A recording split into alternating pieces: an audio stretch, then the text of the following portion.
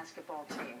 This is an amazing story that Dan Hellie had the opportunity to do. The bottom line is, if you're looking for a team to root for in the NCAA tournament this year, why not choose the Gallaudet women? They don't get the attention that some of the bigger programs in our area do, but this team and its coach in particular really deserve your attention. Not only are they very, very good, but head coach Kevin Cook is guiding this team through a record-setting season while battling a deadly disease. Dan Hellie has the story. It's their ball coming up. I want us to have some attitude. I want us to hit the floor before they come out. When Kevin Cook took the women's basketball job at Gallaudet, he asked for 4 years to turn the program around. His first season, they won 3 games. The second year, they won 6. Last year, they made the playoffs for the first time in a decade. And this season, the Lady Bison are a national title contender after reeling off a school record 20 straight wins. For Cook, the job has been a challenge from the start. He came to the nation's leading university for the deaf, not even knowing how to sign. I made some mistakes signing that we can't talk about here. They're rather humorous to them. But, you know, it's something that even a fluent signer and a good signer, there's new words being developed every day.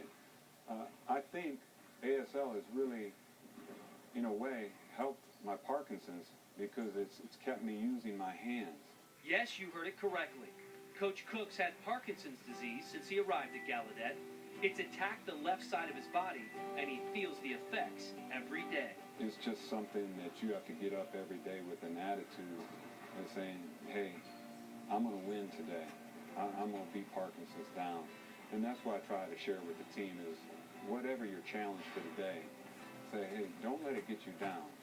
You got to have the attitude that I'm an overcomer. Perhaps the hardest thing Cook had to overcome was the death of his sister, Kelly. She died in a house fire after saving her 2 children. Normally, players lean on coaches. This was a time when the coach leaned on his players.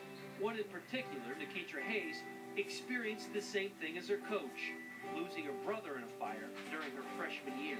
It's eerie that we both lost our siblings in house fires. And when Kelly died, you know, I cried, the team cried, of course, we mourned together. But it was Nikitra who constantly was checking on me through texts and coming to the office saying, hey, Coach, you okay? Just know I'm there for you. And she'll never know how much that meant to me. Right, because I understand exactly, you know, what he's going through. We both lost somebody in our life, and so, you know, I'm making sure he's okay because he's always making sure I'm okay. It was very tough to see him in that kind of a situation, but, you know, regardless, he showed up to practice. We supported him through practices. We made sure he was all right.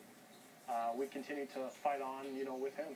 And this is our house. We're going to fight, and we're going to get a stop, and we're going to come down here, okay, and whatever they're in, we're running power.